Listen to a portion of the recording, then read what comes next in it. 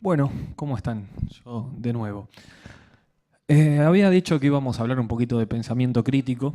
Con esta nueva presentación hicimos algunas ideas en la anterior, particularmente sobre el concepto de fantasma lingüístico, el análisis semántico, etc. Esta presentación es central, a mi criterio, porque notamos en muchos casos que al hablar sobre la ciudad del movimiento o incluso cuestionar cualquier tipo de creencia personal, del tipo que fuere, muchas veces nos topamos con sesgos cognitivos o con problemas en la percepción de los problemas sobre los cuales estamos hablando. Entonces, ya hace varios años que armé este medio menjunje del pensamiento crítico, pero lo vimos como central, con algunos casos concretos que vale la pena mencionar. Entonces, ¿qué es el pensamiento crítico? Bueno, es una forma de pensar, obviamente. ¿Qué tipo de forma de pensar? Bueno, crítica.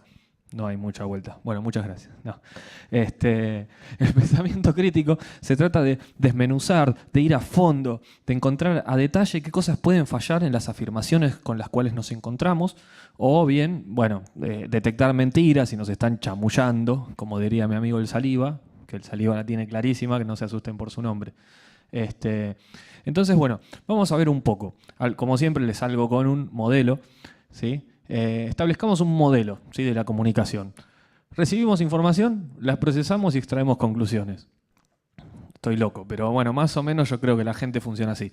Uno recibe información, la procesa intelectualmente, después esa información nos puede causar emociones que hacen que nos enojemos y pateemos cosas y por ahí no pensamos del todo bien, o sí, pero lo pondremos en nuestro modelo. Y finalmente extraemos conclusiones sobre aquello sobre lo cual nos informaron. El tema es que hoy en día tenemos información de todos lados. Ni hablar con el celular metido en el bolsillo, hasta en el subte, en lugar de leer un libro, estamos hablando con Mongo Pirulo. Entonces, nos movemos en entornos donde la llegada de información es incesante. ¿Sí? Hablamos de los medios de comunicación, del internet, del celular, de lo que me contó mi tía. Esto no es nuevo, solamente que el volumen de información que manejamos es más grande. ¿Sí? Y de nuestras conclusiones y nuestro análisis de la información depende nuestra capacidad de comprender la vida y tomar decisiones adecuadas para modificarla. De toda esta enfermedad de información que nos llega, nosotros la sintetizamos y extraemos conclusiones sobre las cuales después basamos nuestras decisiones, concretamente. Ahora, toda esa información que está dando vueltas, ¿anda bien? O sea, no es una tarea fácil. ¿Sí? Pueden ocurrir distintos fenómenos. Me tomé la molestia de enumerarlos. ¿Sí? ¿La información está bien? Pues por ahí estamos sacando conclusiones sobre información errónea. Y es más, estamos razonando bien sobre información que no era cierto, punto. La información puede estar bien, estamos razonando bien y así todo podemos llegar a conclusiones erróneas. Eso no hay ningún problema, no se crean que esto funciona como en la lógica matemática. Puede ocurrir. No, se me va. Y después podemos tener información correcta, ¿sí? Y podemos estar razonando mal. Y las conclusiones no sabemos, incluso podemos llegar a conclusiones correctas razonando mal. Eso sí es un principio de las demostraciones matemáticas. Eso es increíble. Entonces, los problemas pueden entrar en tres lugares completamente diferentes. Si no, en los tres a la vez. Tenemos información mala, razonamos mal y concluimos cualquier porquería. Dentro de todo eso está el lenguaje. O sea, la información, los seres humanos por lo menos, no sé cómo lo hará el muchacho que vino antes. Bueno, era un ser humano de otra edad, pero era un ser humano. Entendemos y explicamos el mundo a través del lenguaje, lo cual no hace ninguna otra especie del planeta y nos define como seres humanos. Entonces, entender el lenguaje es central, porque nuestra capacidad de abstracción y transmisión de conocimiento depende de nuestra habilidad con el lenguaje. El lenguaje se da, o los términos que utilizamos se dan dentro de un cierto contexto, ¿sí? Canilla puede ser una parte de la pierna o un grifo del que sale agua. ¿Sí? El contexto también influye dentro de la terminología que usamos. Y ese mensaje hay un transmisor y un destinatario. En ese sentido yo siempre digo, el único que conoce el mensaje que quiere dar es el que lo emite. El otro tendría que leer mi mente para saber con certeza qué es lo que quiero decir. Entonces la necesidad de clarificar lo que uno quiere decir recae en el emisor. Siempre. Uno como destinatario puede hacer preguntas si no entendió algo, pero finalmente si yo se lo vuelvo a explicar mal, estamos exactamente en la misma. Como un modelo de la comunicación, ni más ni menos. Ese lenguaje es la codificación del mundo. ¿Sí? Está la Matrix, pero bueno, no importa. Nosotros no tenemos en la mente una silla, tenemos una representación mental de una silla. Entendemos las propiedades, las asociamos visualmente a un objeto que denominamos silla, etc. Pero cuando empezamos a hablar de otro tipo de abstracciones como la sociedad, lo correcto, lo bueno, el amor, etc., realmente es nuestra codificación del mundo. O sea que si no entendemos bien el lenguaje, difícilmente vamos a poder arreglar las cosas o comunicar lo que queremos. Detengámonos un minuto en una cuestión semántica, ¿sí? Diferenciemos 3 niveles de abstracción. Hay un nivel de abstracción de tipo 0, ¿sí? Esto tiene mucho que ver con lenguajes formales, no viene al caso.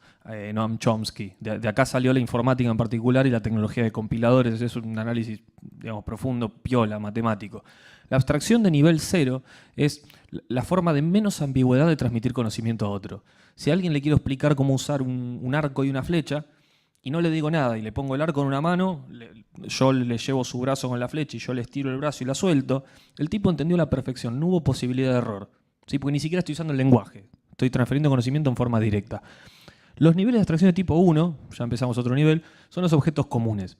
Si yo digo el perro, puede haber una ambigüedad. ¿Cuál perro? Voy y le señalo el perro y le digo ese. Se acabó la ambigüedad. Todo el mundo entiende a qué objeto del mundo real me estoy refiriendo. Cuando vamos a colecciones de objetos y elevamos el nivel de abstracción, empiezan a pasar otras cosas. Por ejemplo, un bosque. ¿Sí? Un bosque es una colección de árboles con su entorno, etc. No parece haber ningún problema. Pero cuando decimos, por ejemplo, la sociedad, ¿sí? Que es una colección de individuos, a veces uno dice, la sociedad va a arreglar el problema, como si viniera la sociedad así y pateara el Congreso. Muchas veces pareciera que hay que el nivel de abstracción de la gente no lo puede descomponer en sus partes fundacionales y pareciera ser que los objetos inanimados, inexistentes, que son conceptos en realidad, tienen propiedades humanas. Se antropomorfiza un concepto, como la sociedad, que la sociedad recuerda, etc. Y en realidad son las personas que componen la sociedad las que recuerdan. Y nos llevan por caminos siguiendo fantasmas lingüísticos en lugar de detectar el problema real. Un poco como lo que decía con los precios, ¿no? Los precios suben. No, las personas deciden aumentar los precios. El precio no existe en el mundo real, no es una cosa. Es una propiedad de las cosas que la determinan las personas. No es un detalle. Se van a encontrar muchas veces en debates en los cuales la persona no tiene no tiene conciencia de en qué nivel de abstracción está. Y cuando se dan esos debates frente a entidades abstractas, lo más razonable va a ser para llegar a un acuerdo, que dos mentes converjan en algo concreto, es descomponer las abstracciones que lo componen y entender los mecanismos. Y después, el tercer nivel de abstracción son las esencias y cualidades. Lo bueno, lo correcto, el amor, ¿sí? El capitalismo, el comunismo, el socialismo, etc. Es un concepto que para transferir correctamente a qué me refiero yo en mi mente cuando digo ese término, cuesta. O sea, es difícil, hay que explicar mecanismos, propiedades. Entonces, no tiene nada de malo decir que, no sé, el capitalismo va a arreglar las cosas o que el socialismo va a arreglar las cosas. Ahora, la mayoría de la gente, si es socialista o si es capitalista, dirá, sí, claro, pero en realidad no tiene una comprensión concreta. Cuando uno se pone a escarbar, ¿sí? A ver de qué se entiende, de qué está hablando, se encuentra con un montón de nada. Y no es una canción de Memphis la blusera. En eso hay mucho, porque también se nota cuando mucha gente habla de energía, las energías están acá y qué sé yo, y cuando ni siquiera te pide una definición física. Yo pregunto, ¿a qué te referís vos cuando decís energía? Y no sé, usamos mucha terminología y términos que pensamos que la entendemos o pensamos que el resto entiende lo mismo que nosotros y no. Amor. Si yo pidiera 100 definiciones de amor acá, seguro tendría cosas distintas. Tendrían alguna similitud, pero cuando empezamos a ver las consecuencias de tomar esa definición, se pueden hacer raras. Lo importante es saber en qué nivel de abstracción estamos cuando hacemos alguna afirmación y descomponerlas, y vamos a ver un ejemplo, para llegar a algo racional, concreto.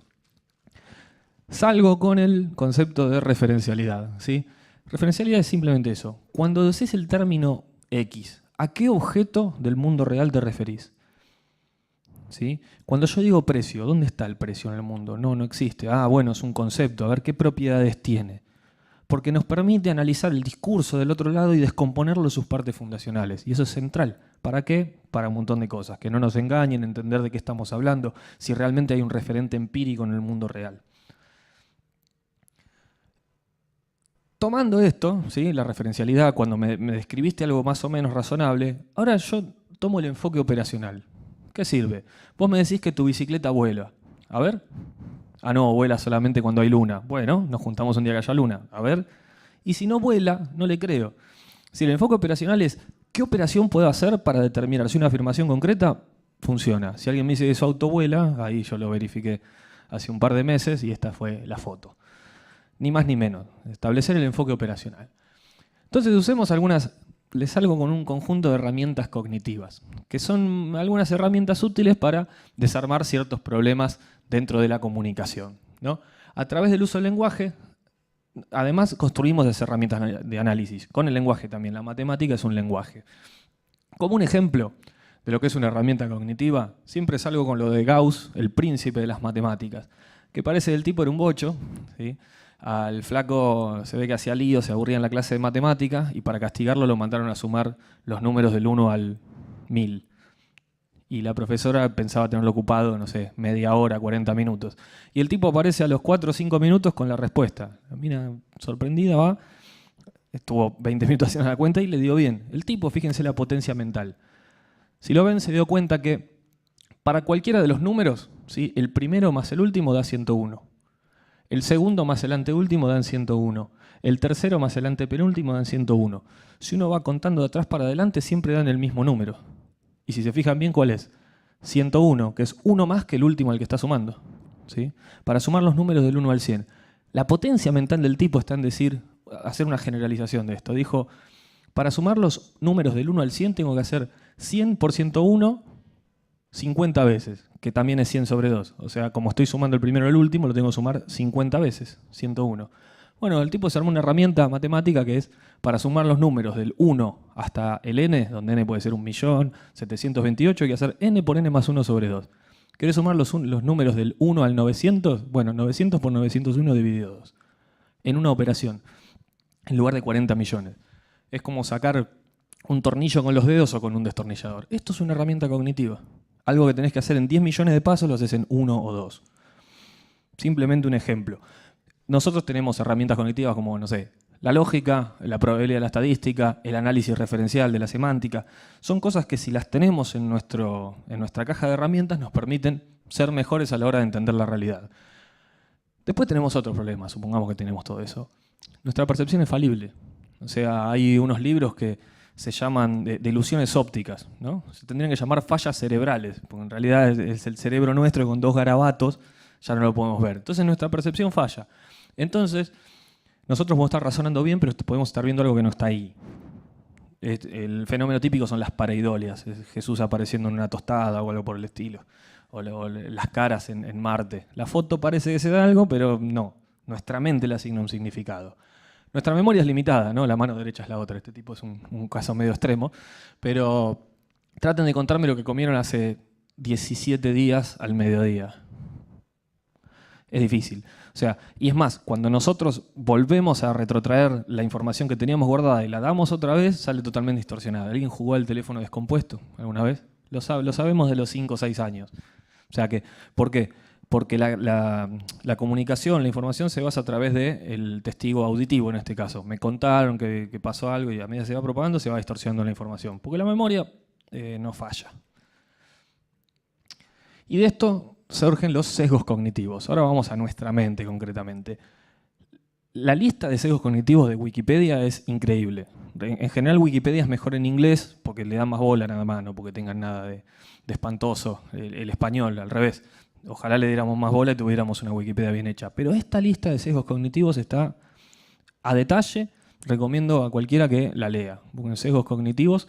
Y hay una lista completa de todo lo que fallamos miserablemente en razonar los seres humanos con una alta probabilidad. Desde no sé, la hamburguesa sale no 10, sino 9,97 o algo por el estilo. Sí, entonces nos parece más barato lo mismo, flaco. O 10,01, ese centavo fiscal que alguien aprovecha un sesgo nuestro para venderlo. La típica del vaso mediano, chico y grande, ahora le llaman mediano, grande y super king. Y es el chico, el mediano. O sea, lo mismo. Explotan nuestros sesgos cognitivos y se utiliza mucho en marketing. Sí, en marketing. Entonces, nuestro cerebro no es perfecto y tenemos tendencia a cometer un montón de errores de razonamiento. En general uso para esta charla 3 experimentos sociales, ¿sí? Que no los hice yo, se descubrieron, son descubrimientos que surgieron al hacer experimentos sociales a lo largo de la historia. O sea, ¿en qué se sostienen mis afirmaciones? Porque me lo saqué de la galera. En este caso empecemos con el experimento de Ash. Se llama un experimento de conformidad grupal. El experimento de Ash consistía en mostrarle una secuencia de este tipo a personas, ¿sí? Donde le pedían a uno de los tipos que identifique la línea de este lado a cuál se parecía en altura, cuál era la altura dentro de las del otro lado. En este caso es la C, ¿no? Se ve claro que la altura es la C. Cuando el tipo lo ponen a hacer esto, él no sabe que todos los que están alrededor de él en la mesa son actores pagados para que digan la respuesta incorrecta, siempre. Entonces, en las primeras 2 o 3 opciones, el tipo dice, marca, es la B, y el resto dice A, y los miran diciendo, es la B. La siguiente vez vuelve a decir la correcta. E indefectiblemente, alrededor del 85% de los casos, la gente termina conformándose a lo que dice el grupo que está equivocado. Y las explicaciones son que uno no quiere tener consecuencias sociales de diferir con el resto de la gente. Si nos queda tiempo voy a pasar los videos de estos experimentos porque son excelentes. En este caso, bueno, se trata de la conformidad grupal. Tenemos la tendencia de hacer lo que dice la gente que está a nuestro alrededor, porque no queremos pelearnos con ella, porque somos seres sociables, simplemente le digo que sí, o incluso en algunos casos efectivamente se cambia la percepción de la realidad por la forma grupal. Porque en el caso de que no sea una línea, la percepción de que, no sé, la homosexualidad está mal y es condenable, podemos tomarlo como válido solo porque lo dice el resto. O al revés, la homosexualidad no tiene ningún problema, cada uno que haga lo que quiera. Nuestros valores terminan siendo determinados por el contexto sociocultural en el cual nos movemos. Nuestras opiniones se ven muy influenciadas por lo que dice la sociedad. Es decir, tendemos a converger en un pensamiento grupal, ¿sí? Y eso se repite, se sigue repitiendo en distintos países del mundo, con distintos tipos de población, y se cumple. O sea, la enorme mayoría de la gente se conforma con lo que dice la gente a su alrededor. El siguiente es el efecto Forer, o Forer-Barnum, ¿sí? Que dice, ¿por qué parece que funciona el horóscopo? Yo, bueno, en algún momento creía en estas cosas, dice el horóscopo chino, la idea de Ludovica Esquirru, una tras del otro, y después, bueno, crecí y, bueno, entendí esta clase de mecanismos. El experimento Forer lo que hizo es ir a una universidad, un curso universitario, gente supuestamente formada con pensamiento crítico. Les hizo una carta astral, ¿sí? En este caso era un horóscopo, les preguntó el signo a cada uno y les hizo la descripción de la personalidad en función del signo que tenía.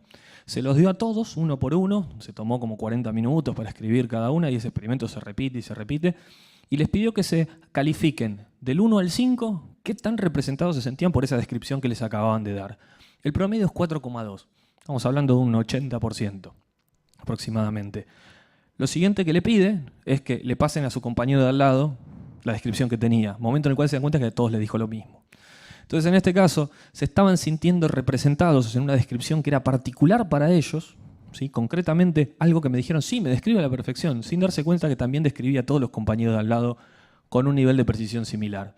Lo que está revelando el estudio del efecto Forer es que somos muy malos, ¿sí? Tenemos la tendencia a ser muy malos en identificar cuando algo que es una descripción general, sí, me describe a mí, pero también describe al tipo al lado. Cosas típicas es, bueno, vos sentís que tenés tu capacidad desaprovechada en este momento y te gustaría dar más y que te colaboren más. Y decís, sí, me parece eso, y al tipo de al lado también. ¿Alguna vez quisiste escribir un libro? Sí, es verdad, quise escribir un libro. Porque no le andamos diciendo a todo el mundo, sí, tengo ganas de escribir un libro. Lo pensamos, pero no se propaga. Entonces no nos damos cuenta que el resto tiene muchísimas similitudes. Entonces de esta manera se explotan todos los sistemas de afirmaciones sobre la personalidad de los demás, cuando en realidad aplican a muchos. Y este experimento también se sigue haciendo y lo pueden, si alguno tiene algún curso universitario, puede verificarlo. Y después el experimento de Milgram, y este es duro. Es el experimento de sumisión a la autoridad que hizo Stanley Milgram, porque quería entender por qué la gente que seguía en Alemania en la época de los nazis a Hitler terminó haciendo cosas terribles, porque sí. Gente simple que venía por la calle empezó a perseguir a los judíos, a botonearlos, a tirarles a piedradas, a romperles las cosas, y no eran parte del fenómeno. El tipo quería entender por qué. Entonces hizo el siguiente experimento. Tomó gente común y silvestre de la universidad, sí, estaba en una universidad, bueno, consiguió gente universitaria. Y lo que hacía era decirles que iba a testear la memoria del paciente. Entonces le hacía una batería de preguntas en las cuales tenían anotadas las respuestas correctas y tenían al tipo conectado a unos electrodos donde si respondía mal tenían que castigarlo, le tenían que dar una descarga eléctrica que empezaba con un par de volts y tenían toda una botonera que llegaba hasta 400 volts. Una descarga que tranquilamente podría matar a un paciente sin problema alguno. En el momento, en las primeras preguntas, bueno, es una pequeña descarga y hasta que bueno, llegan a 20, 30, 40 volts y el tipo empieza a gritar. Dice, me duele, quiero terminar con el experimento. Todo lo que tiene que hacer el supuesto investigador, ¿sí? Que está marcado con la B, es decirle, por favor continúe. No puede ejercer ninguna clase de coerción. Le tiene que decir, la responsabilidad no es suya, es mía. Usted continúe con el experimento, por favor. El 65% de la gente, en la época de Milgram, le terminó de dar la descarga que hubiera matado a la persona. Lo que no sabían era que el tipo era un actor, que no te estaba conectado a nada y lo único que hacía es gritar como un desaforado, para ver si el tipo, que solamente le estaban diciendo por favor continúe, en algún momento se rebelaba frente a la autoridad que le estaba haciendo generar un daño a una persona que ni conocía. Los resultados de estos son, a mi criterio, espantosos, porque dice que hay una propensión gigante de los seres humanos a someternos a la autoridad de otro, simplemente porque es la autoridad. Porque desde chicos nos enseñaron que hay una autoridad, sean nuestros padres, etcétera, que cuestionar esa autoridad tiene consecuencias. En el video está muy interesante después para verlo. Pero son 3 aspectos de los seres humanos, tendencias en realidad, porque si uno conoce estos resultados puede hacer cosas, darse cuenta que en este momento le están haciendo un mal a alguien únicamente porque alguien le está dando esa autoridad. Cuanto mejor los conozcamos, mejor podemos salirlos de esos esquemas mentales. Así que bueno, en función de este conocimiento de la psicología humana, fijémonos en lo que son los mecanismos sociales. Algunos que me inventé. Supongamos el mecanismo de la tradición. Es así porque es así. Porque siempre se hizo así. ¿Cuántas veces? ¿Por qué festejamos Navidad? ¿Y por qué, no sé, los domingos se come ñoqui? En muchos casos no tienen nada de malo, es una costumbre. Pero en otros casos hay tradiciones terribles o directamente perjudiciales. ¿Qué sé yo? Dejarte correr y cornear por un toro corriendo por una plaza. Son cosas que tienen que ver. Entonces es un mecanismo claramente falaz, social, pero en general cuando dicen, che, es una tradición, la gente dice, ah, claro, bueno, y continúa. Hay cuestiones que, ¿por qué tienen que escapar del análisis racional, de la conveniencia, de la corrección de continuar con eso? Son cuestiones a prestarles atención. El mecanismo de inercia, se hace así porque siempre se hizo así. ¿Cuántas veces? Alguna vez quise cambiar alguna norma en la facultad porque la verdad que era una estupidez. Dice, no, siempre se hizo así. Y bueno, siempre lo hicieron mal, modificadlo, por favor, con D. Entonces, esto ocurre mucho. Uno tiende a validar, digamos, a quedarse conforme con una respuesta del tipo, siempre se hizo así. Ah, claro. Ah, claro, nada, lo hiciste mal toda la vida. Favor modificar. Típico, el mecanismo de conformidad, validado por el experimento de Ash. Se hace así porque todos lo hacen así. ¿Y? Están todos equivocados. Esto se llama falacia ad populum. Como lo dice todo el mundo, entonces seguramente es así. Y no, podrían estar todos equivocados, sin ningún problema. Vale la pena verificar la famosa sabiduría popular. También puede ser ignorancia popular o no. Y el mecanismo de autoridad, que es lo que decíamos de Stanley Milgram. Se hace así porque X persona dice que es así. Si Einstein dijera que los perros vuelan, estaría equivocado. Da lo mismo. El hecho de ser una autoridad en un área no necesariamente implica que tengas conocimiento en todas las otras. Siempre se usa Einstein, sí, Einstein decía que bla bla, y no dice nada. Hay una típica que dicen a Einstein que es que locura implica hacer siempre lo mismo esperando resultados diferentes. Lo cual es ridículo, el sexo no tendría sentido, por ejemplo. Entonces, el hecho de decirlo por la autoridad, simplemente, hay que cuestionarlo. Por ahí está equivocado, y el hecho de que lo diga X no quiere decir que tenga razón. Entonces, veamos este tipo de interacciones. O sea, las relaciones entre individuos son la base de los mecanismos sociales. Y como vimos, están plagados de cosas a las que hay que tenerles un poquito de cuidado. Entonces, estaría interesante poner ciertos filtros de propagación de información, ¿no? Si a mí viene alguien y me cuenta que, no sé, puede volar con su bicicleta como ET, ¿voy corriendo y se lo cuento a todos mis amiguitos? ¿O le pido alguna base de verificación? Lo mismo cuando uno va a comprar un auto, le patea las ruedas, levanta el capó, uno lo mira, pero después le dicen, no sé, si uno medita mucho, puede levitar y salir volando, y eso te lo creen, pero les decís que habría que trabajar menos horas y te dicen, no, eso es imposible. O sea, creemos que lo imposible es posible y que lo posible es imposible. ¿Por qué? Analizar. Entonces, todo el mundo tiene derecho a su propia opinión. Nadie puede hacer nada al respecto. Ahora, no necesariamente toda opinión es válida. Y eso lo sabemos porque posturas netamente contrapuestas una con otra, en la generalidad de los casos, uno está equivocado y el otro no. O no, o los dos pueden tener razón, porque están viendo distintos aspectos del mismo fenómeno. Pero hay que verlo. Ahora, si algo es blanco y negro, o sea, es decir, hay cosas que son mutuamente excluyentes, no pueden tener los dos razón. ¿Y cómo hacemos? Bueno, hagamos el enfoque operacional. Hay que estar dispuesto a estar equivocado porque uno aprende y adquiere herramientas mejores para entender el mundo y modificarlo. Entonces, uno de esos filtros de propagación tranquilamente puede ser el método científico, la ciencia. Olvídense de la hipótesis, tesis, del método científico de 10 pasos. Verificar las afirmaciones que alguien le da, un poco de sano escepticismo. Esto aporta coherencia, y particularmente en la comunicación social. En ese mar de información que nos dan todos los días sobre que todo está bien y uno sale a la calle y ve que no, o que todo está mal y uno sale a la calle y ve que sí, pero con profundidad, sabiendo que la perspectiva que tenemos de la realidad de salir a la calle no representa un promedio o una estadística global. Cuantas mejores herramientas cognitivas tengamos, más en profundidad podemos llegar. Entonces, la corroboración aporta coherencia. No pueden hacerse afirmaciones contradictorias en la sociedad sin verificación. Las ciencias sociales no son ciencias blandas, son ciencias, no hay ciencias blandas y duras.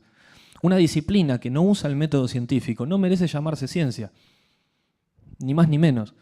Cambiarán los mecanismos de verificación de las afirmaciones, pero una disciplina que hace afirmaciones salvajes, sin aportar ninguna clase de evidencia de que lo que dice es así y pretende que uno lo crea simplemente porque lo dijo X, porque lo dijo Marx, porque lo dijo Weber, porque lo dijo Adam Smith, no sé, pero que no tiene ningún soporte empírico, no hay por qué tomarlo, es pasible de ser cuestionado sin ninguna clase de problemas. Y las ciencias sociales son poderosas en eso, por los métodos estadísticos. Que uno no quiera profundizar más o que sea más difícil no quiere decir que no se pueda. Entonces, particularmente propagar información de, sí, no sé, la inflación está bajando y uno ve los números en serio, tomados con una metodología estadística real y no baja, hay que dudar de esas clases y aportar un poco de verificación y no ir corriendo a contarle a los amiguitos y desparramar desinformación. Cuanto mejores seamos en eso, más tranquilos estamos de que la sociedad no la están direccionando en función de oscuros o diversos intereses, que pueden no ser oscuros, pero simplemente perjudiciales para una gran mayoría. Entonces, ¿por qué es importante? Porque aceptamos y construimos la sociedad entre todos, ¿sí? Cuanto mejor pensemos, más chances tenemos de construir un mundo mejor, basados en la realidad y no cazando espejismos lingüísticos. Para dar un ejemplo concreto, tomemos algunas herramientas para ponerlo en algo concreto, un modelito para tenerlo en mente. ¿Sí? Con mejores herramientas tenemos más probabilidad de analizar críticamente el mundo, ¿sí? Y llegar a mejores conclusiones. Yo tengo cajita de herramientas. El análisis del lenguaje, la referencialidad. ¿A qué te referís cuando decís inflación? Describímelo un poco mejor, descomponémelo en los componentes y decime cómo interaccionan entre sí. Si no, estamos fritos. El análisis lógico. ¿Tiene sentido lo que me estás diciendo? ¿No tiene contradicciones internas? ¿Sí? La verificación experimental, bueno, vamos a dejar un análisis lógico. Es internamente consistente, no tiene contradicciones lo que me decís, pero ¿se corresponde con lo que ocurre en el mundo real? No sé. Herramientas cognitivas adecuadas, es decir, usemos herramientas que sirven, no la numerología, qué sé yo. Si a alguien le gusta la numerología, bueno, podemos hacer un par de experimentos después que ya hice y por ahí me ganan y funciona y yo pensaba que no. Conocimiento de los propios sesgos. Cuanto mejor conozcamos nuestros sesgos, más podemos hacer para salirnos de esos esquemas mentales. Y conocimiento de los mecanismos sociales. Si los conozco, sé que en algún momento estoy siguiendo a la manada a mi alrededor. Y por ahí estoy haciendo cualquiera, le tengo que decir, son todos unos giles e irme para otro lado. Y es central, porque para dar un ejemplo, vamos a tomar uno de los más grandes manipuladores del discurso de la historia, que agarró gente como nosotros y los convenció de que sé yo qué, y terminaron haciendo cualquiera, matando gente, botoneando.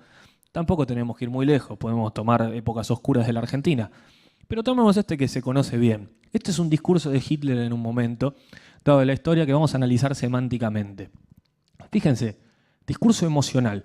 La madrepatria aria, la cual ha dado a la luz a almas de héroes, lo llama ahora para el sacrificio supremo donde ustedes, en quienes fluye sangre heroica, no fallarán y harán eco eternamente en los corredores de la historia. Y ahí la multitud se puede enloquecer, qué sé yo, y tocó la fibra emocional de las personas. Si uno hace un análisis semántico de esto, encuentra que hay términos que no tienen referencialidad.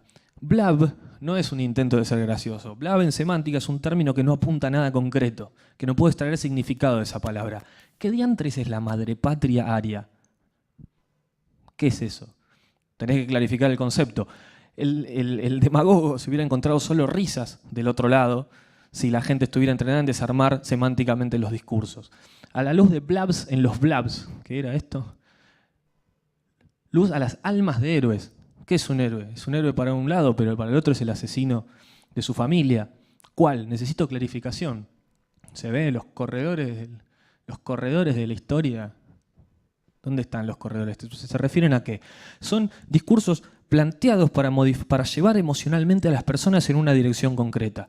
Si uno no puede desarmar esto, está a merced del próximo demagogo que quiera direccionar la sociedad. Este ejemplo lo saqué de un libro que se llama La tiranía de las palabras, 1937, si mal no recuerdo. Stuart Chase se llama el autor del libro. Y el tipo creía que si la gente estuviera entrenada en desarmar los discursos semánticamente, estaría escudada de la manipulación emocional de los discursos de los líderes políticos, religiosos, empresas, etc. Porque una sociedad bien preparada para desarmar esto es una sociedad menos propensa a ser engañada y a ser direccionada en intereses que quién sabe para dónde van. Y con ese ejemplo me despido. Así que ya saben, hay que destruir el sistema. No, bueno, hay que desarmar los discursos emocionales. Cuanto mejor seamos en eso, tenemos más probabilidades de entender los problemas reales y no estar cazando espejismos lingüísticos y detectarlos. Y cuantas mejores sean nuestras herramientas, mejor vamos a estar parados para poder resolverlos. ¿Sí? Muchísimas gracias. La palabra del ingeniero Javier Rodríguez con su charla titulada La importancia del pensamiento crítico en la sociedad. A continuación, un receso de 20 minutos aproximadamente. Los invitamos a todos ustedes a que concurran a un café que, bueno, se da gracias al esfuerzo individual de cada uno de los miembros del movimiento, donde también será un espacio para poder intercambiar ideas y también inquietudes con todos los oradores programados para esta octava entrega del Z-Day. Muchas gracias.